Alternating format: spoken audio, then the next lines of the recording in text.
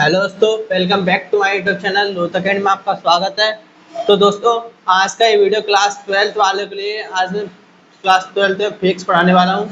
आज आज मैं आपको स्टैंड न्यूमेरिकल कराऊंगा। 2-3 न्यूमेरिकल बोर्ड एग्जाम में हर बार आप पूछे जाते हैं क्लास 12th में, इसलिए मैं आज आपको न्यूमेरिकल कराऊंगा।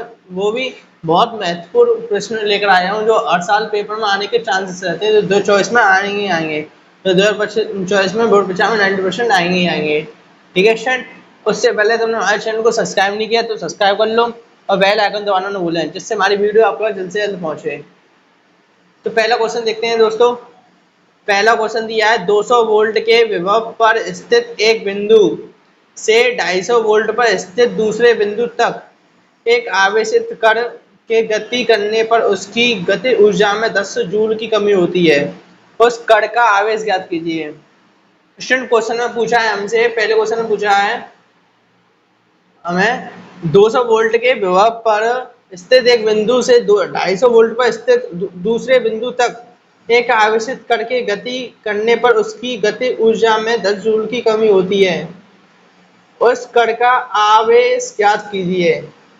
हमें क्या याद करना है दोस्तों? हमें आवेश ज्ञात करना है कण। तो मैंने आपको पहले बता चुका हूँ न्यूमेरिकल कैसे सॉल्व करनी चाहिए। पहले आप क्वेश्चन को पढ़िए, जो उसमें दिया है वो लिखिए पहले, और जो ज्ञात करना है वो भी लिखिए। तो हमें क्या दिया है, V1 दिया है 200 वोल्ट। V2 हमें क्या दिया है, 250 वोल्ट। तो लिखेंगे V2, पहले हम लिखेंगे सॉल्व। ठीक है स्टूडेंट, V1 दिया है, V2 दिया है। अब आगे दिया दूसरे बिंदु तक आवेशित करके गति करने पर उसकी गति ऊर्जा में 10 जूल की कमी होती है। और स्टूडेंट, कमी हो रही है तो हम क्या लिखेंगे, डेल्टा यू। कमी नहीं होती तो यू लिखते हैं, डेल्टा यू। हमें क्या ज्ञात करना है, उस कण का आवेश गति, तो क्यू। हमें क्यू ज्ञात करना है, हमें क्यू ज्ञात करना है, क्यू। ठीक है स्टूडेंट, तो V1 बराबर क्या हमारा है, 200 वोल्ट। तो हम 200 वोल्ट लिखेंगे, 200 वोल्ट। V2 बराबर हमें क्या दिया है, 250 वोल्ट। ये V2 बराबर 250 वोल्ट दिया है, तो 250 वोल्ट।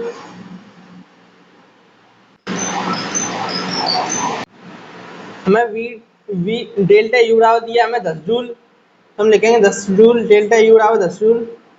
और हमें आवेश ज्ञात करना है तो आवेश निकालना पड़ेगा।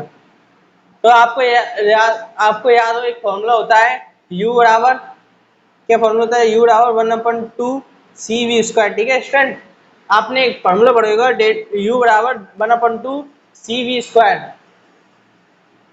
अब इसमें हमें हमें हमें क्या चाहिए, Q निकालना है। तो क्या होगा, कैसे करेंगे, इसी फॉर्मूले से फॉर्मूला बनता है। C को हम क्या लिख सकते हैं, Q इंटू वी लिख सकते हैं, नहीं लिख सकते, लिख सकते हैं, इंटू वी स्क्वायर। C बराबर क्यू वी होता है, Q बराबर C इंटू, हमारे फॉर्मूला होता है Q बराबर सी वी। तो हमने C को इधर ले लिया, तो क्या हो गया हमारा, Q इंटू वी। इस हिसाब से C के यहाँ पर हमने क्या रख दिया है, Q इंटू वी। ठीक है, V से एक घात चली जाएगी तो क्या बचेगा, U बराबर 1/2 इंटू क्यू इंटू वी। ठीक है, यहाँ पर U है तो हम क्यों कमी हो रही तो डेल्टा U लगा देंगे। तो डेल्टा U बराबर 1/2 क्यू डेल्टा V।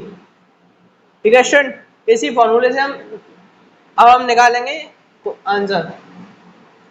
तो क्या करेंगे, फॉर्मूला हमारा क्या निकल के आया, डेल्टा U बराबर 1/2 इंटू क्यू।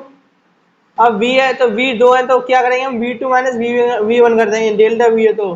ठीक है, तो U बराबर क्या है हमारा, U बराबर क्या है 10, तो 10। ये भाग में इधर जाएगा तो क्या हो जाएगा, मल्टीप्लाई गुणा में, तो इधर कर दिया, क्या बचेगा, क्यूब। VT बराबर क्या है हमारा, VT बराबर क्या है 250, माइनस V1 बराबर क्या है हमारा 200। तो 10 दूनी 20 बराबर क्यू हमारा कैसे रहेगा, माइनस क्या बचेगा 50। तो क्या हो जाएगा 20 बराबर 50 क्यू। तो हम 50 क्यू बराबर 20 लिख सकते हैं, बिल्कुल लिख सकते हैं, बराबर है तो किस भी ले। तो क्यू बराबर हमारा क्या आएगा, 20 इंटू मल्टीप्लाई इधर जाएगा तो डिवाइड में हो जाएगा 50, 0 से 0 घटेगा तो क्या बचेगा हमारा अप्रॉक्स में Q बराबर 0.4 कूलम। ठीक है दोस्तों, उम्मीद करता हूँ स्टूडेंट आपको एक क्वेश्चन समझ में आया होगा जो मैंने आपको कराया पहला। क्या क्वेश्चन था मैं आपको एक बार समझा देता हूँ।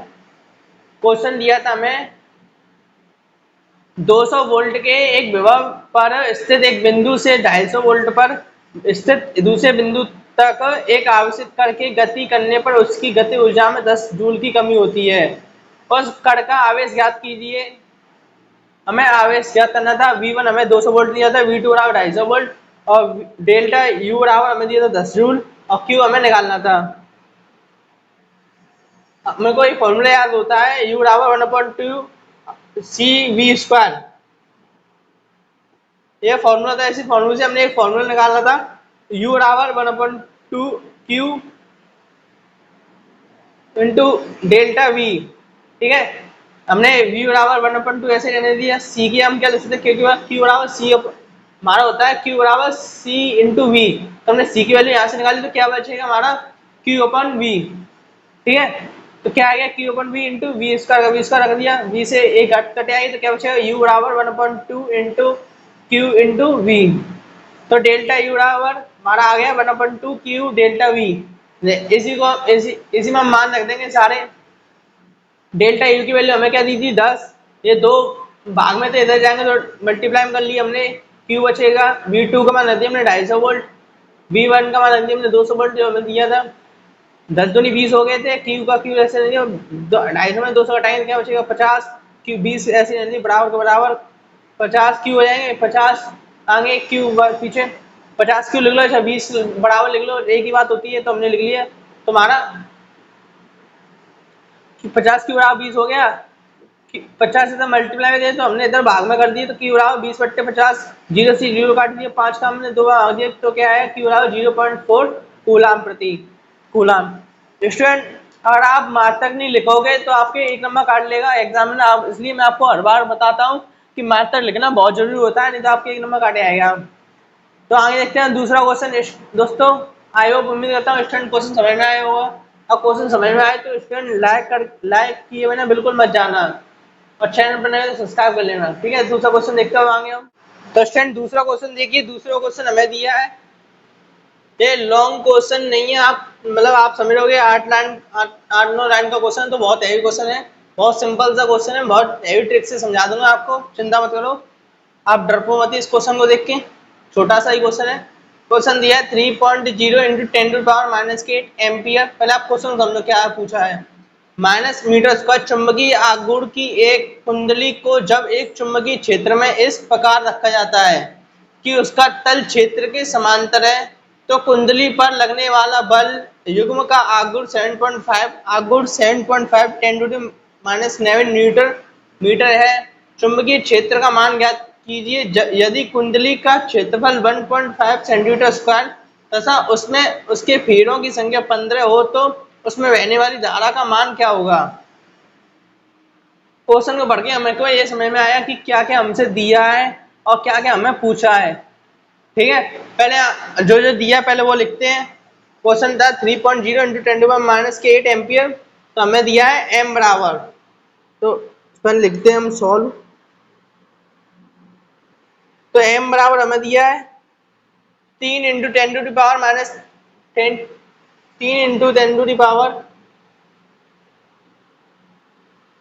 इंटू 10⁻, क्योंकि ये देखो यहाँ 0.0 है तो क्या 3 ही होगा, एक तरीके से 3 मान लेते हैं हम इसको।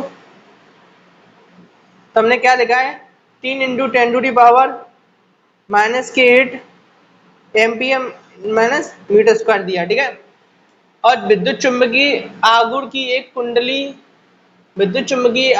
एक कुंडली को जब एक चुंबकीय क्षेत्र में इस प्रकार रखा जाता है कि उसका तल क्षेत्र के समांतर है, तो लगने वाला बल युग्म का आघूर्ण 7.5 10⁻⁻⁷ है। चलो हमें दिया है 2m(x), तो बराबर 2m(x) क्या होता है हमारा दिया है 7.5 into 10⁻⁹ newton metre newton metre, ठीक है। आगे दिया है एरिया एरिया बराबर 1.5 सेंटीमीटर स्क्वायर। दोस्तों ये सेंटीमीटर स्क्वायर में लगा है, हमको यहाँ पर मीटर स्क्वायर में सब वैल्यू दी तो हमको उसको मीटर स्क्वायर में चेंज करना पड़ेगा। तो क्या चेंज करेंगे, अगर सेंटीमीटर को स्क्वायर को सेंटीमीटर में लाए तो 100 का डिवाइड करते हैं, और सेंटीमीटर स्क्वायर को मीटर स्क्वायर में लाए तो 1000 का डिवाइड करते हैं। तो क्या आएगा हमारा एरिया बराबर, जब हम इसमें 1000 का भाग करेंगे तो हमारा क्या आएगा 1.5 इंटू 10⁻⁴ मीटर स्क्वायर, ठीक है। हमने नीचे की चारों अंकों को ऊपर लिख दिया है, आप समझ रहे होगे कैसे किया, मैं आपको दोबारा बता देता हूँ। 1.5 था इंटू 1.5 अपॉन 100, ये सेंटीमीटर में हो जाएगा, 100 करेंगे तो मीटर स्क्वायर में हो जाएगा। ये 4 जीरो है तो हमने क्या होगा हमारा 1.5 10 की घात 4, तो हमने 1.5 ऊपर ले आए तो क्या होगा माइनस के 4 हो जाएंगे, 10 के माइनस ऐसे किया, ठीक है। आप समझ रहे होगे मेरी बात को। और हमें दिया है एन बराबर हमें दिया है पेड़ों की संख्या बराबर 15, एन बराबर 15, और हमसे पूछा है बी बराबर क्या होगा, बहने वाली धारा का मान क्या दी, मतलब आई बराबर, ठीक है। हमसे बी और आई पूछिए तो हम क्या करेंगे, अब सॉल्व करेंगे। तो हम पहले हम बी का मान निकालते तो हम लिखेंगे बल युग्म आघूर्ण,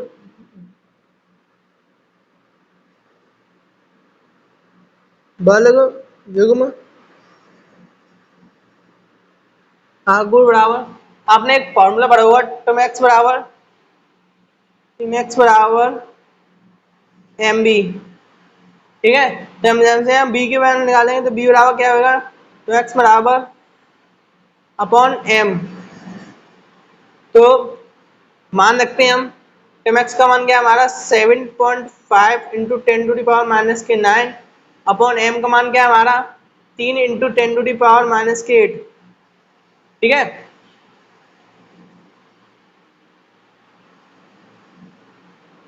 जब हम 3 का हम इससे भाग करेंगे तो क्या आएगा 2.5 के करीब आएगा। तो क्या होगा हमारा b बराबर 2.5 इंटू 10⁻⁹, ये ऊपर जाएगी तो प्लस की हो जाएगी तो 10⁻+8। तो हम क्या लिख सकते हैं b बराबर 2 इंटू 5, ये माइनस के 9 है प्लस के 8 है तो क्या होगा हमारा इंटू 10⁻⁻1 न्यूटन प्रति एम्पियर, ठीक है। अगर हम इसको, ये भी एक हमारा आंसर है। अब इससे आगे करना चाहो तो कर लो दोस्त स्टूडेंट। तो हम क्या ये -1 इधर आएगा तो क्या होगा हमारा 0.25 न्यूटन प्रति एम्पियर मीटर, ये भी आंसर सही है। दोनों ही आंसर सही है, कोई बात है, एक ही बात है। ये हमने निकाल लिया बी का मान। अब हमें निकालना है किसका, चुंबकीय हम निकालेंगे चुंबकीय आघूर्ण आई का मान हमें निकालना है। तो क्या करेंगे वो देखते हैं। हमें अब आई का मान निकालना है तो हम लिखेंगे चुंबकीय आघूर्ण, चुंबकीय आघूर्ण बराबर क्या होता है हमारा m बराबर एन आई ए, m बराबर एन आई ए, ठीक है। m बराबर एन आई ए होता है हमारा। तो हमें यहाँ से i का मान निकालना है तो क्या करेंगे i बराबर m बट्टे एन ए हो जाएगा। अब हम इसमें मान रख देंगे i बराबर m का मान हमारा क्या है, m का मान हमारा क्या है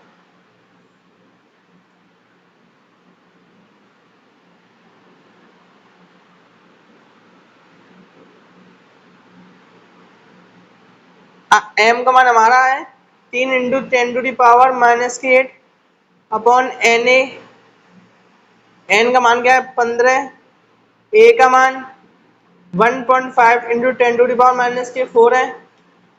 अब इसको सॉल्व करेंगे तो 2 बार चला जाएगा तो क्या होगा आई बराबर